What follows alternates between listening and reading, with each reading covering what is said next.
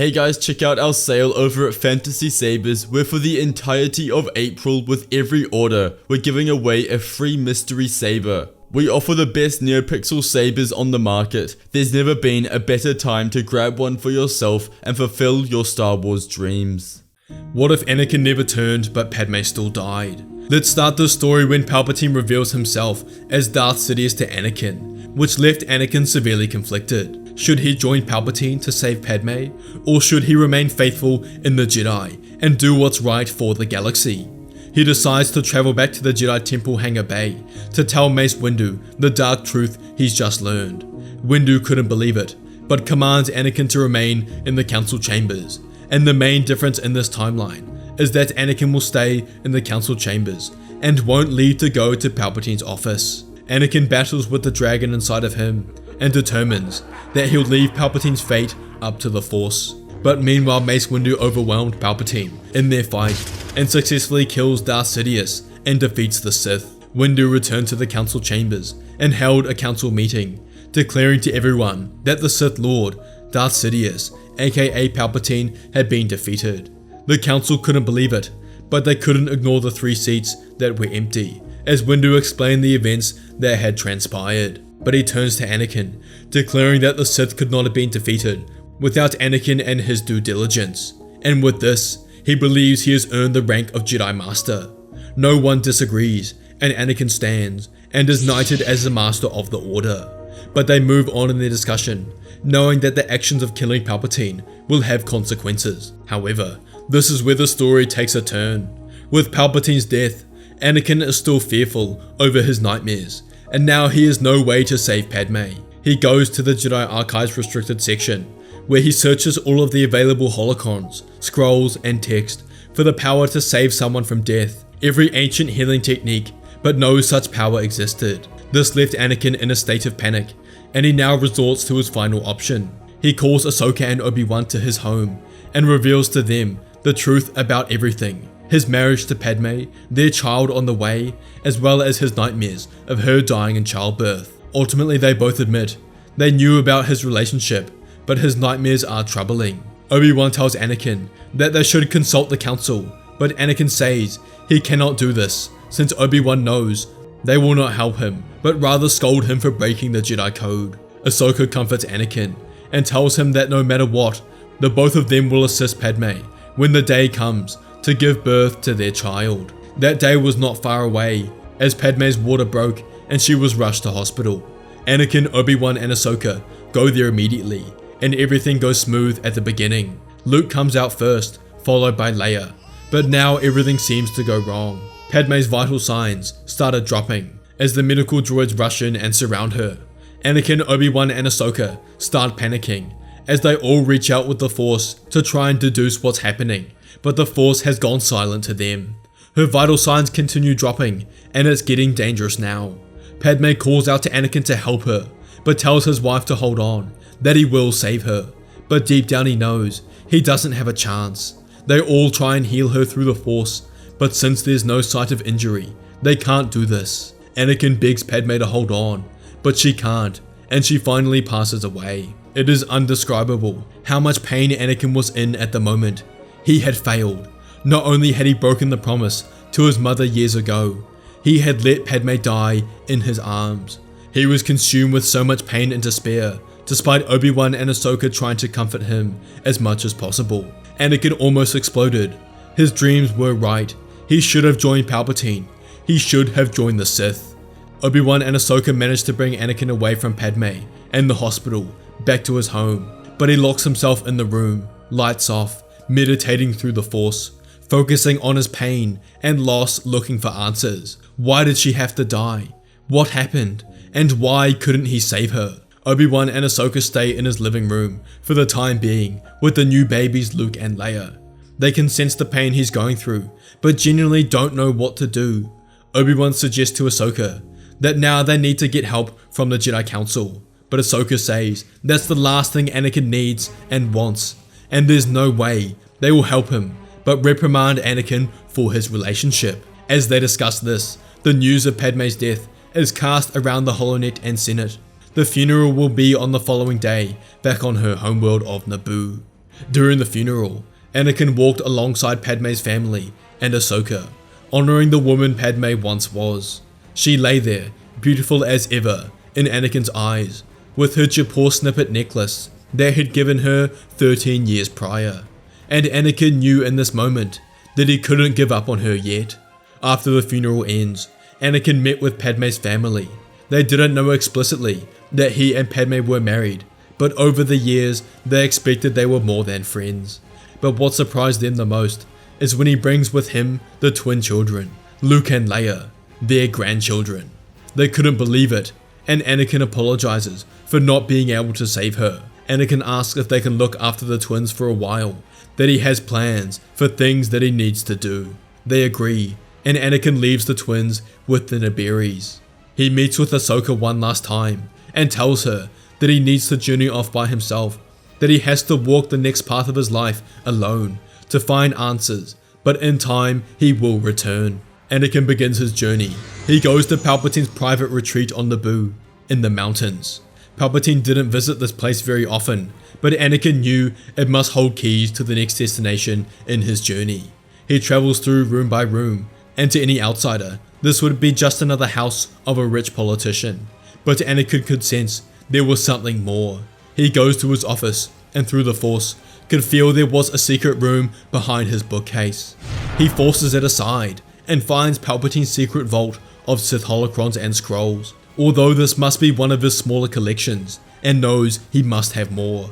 He spends some time reading through the material, with only one thing on his mind: resurrection. Anakin believes somewhere in the Sith history, they must have discovered the power to resurrect one from death, and if this exists, he will learn the power to save his wife. The vault is connected to a secret hangar bay, and finds one of Palpatine's ships. He searches the Navy computer to find a common location, the planet Biss, and knows this must be one of his other secret strongholds. Anakin sets the autopilot to go to Biss, and finds Palpatine's true stronghold of all of his Sith collections. Anakin spends days reading through all of his texts, scrolls, and studying the holocrons, searching for one thing: the power to revive someone from death. He reads about the history of the Sith from Darth Bane's holocron, powers such as essence transfer from Edanu's holocron, and slowly he starts to learn more about the dark side. He feels his power increase as he opens up to all of his emotions. He starts studying basic techniques because he knows if he's to unlock the power to revive Padme with the dark side, then he must learn the basics first. He excels through this as he reads more and more about the dark side. Anakin does some more traveling, going to ancient Sith worlds, Korriban, Drome and Cass, to feel and channel the dark side in its purest form. On his way back to Biss, he stops by on Wayland to find another one of Palpatine's facilities, hidden deep in one of the planet's mountains, where he finds more of Palpatine's holocron collection, and one of them stands out to him, the holocron of Darth Nihilus. Anakin studies it completely, learning about the history of Nihilus and his power, the ability to conduct a massive force drain to consume the life force of an entire planet. Anakin decides he will learn this power, and will use it to revive Padme, using a combination of Nihilus's power and Sith alchemy. However, there will be a few requirements. He will have to practice Nihilus's power, and to combine this with the Sith alchemy, he will require blood from his children, Luke and Leia, to create the energy storm and connection to allow the energy drain from the planet to bring Padme's soul back and direct it into her body. Anakin goes to Tatooine to begin the first part of his training. He holds Nihilus's holocron next to him. As he starts through the steps he details, he uses the Force to connect to the planet. He closes his eyes, feeling the faint pulse of life beneath the sands, the struggling moisture farmers, the stubborn flora, and even the smallest grains of sand, faintly connected to the Force. Anakin drew a deep breath, and with it, the desert seemed to exhale its essence.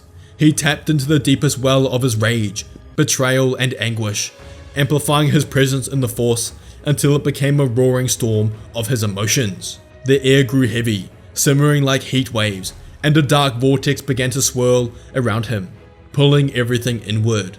The ground cracked and groaned as Anakin siphoned the very life essence of the planet, his voice erupting in a gut-wrenching roar that shook the heavens. The Force screamed in protest as Tatooine's energy coalesced into streams of light and shadow, spiraling towards him in a torrent of raw power. The twin suns dimmed, their light eclipsed by the dark maelstrom Anakin had become.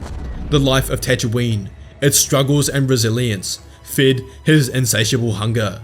In those moments, Anakin transcended mortality, his body glowing with the corrupted energy of an entire world, and the sands around him turned to ash.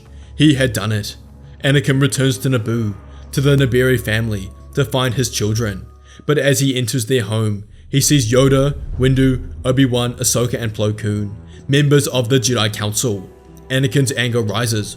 Obi-Wan must have betrayed his trust and told them about his children. How could he do this to him?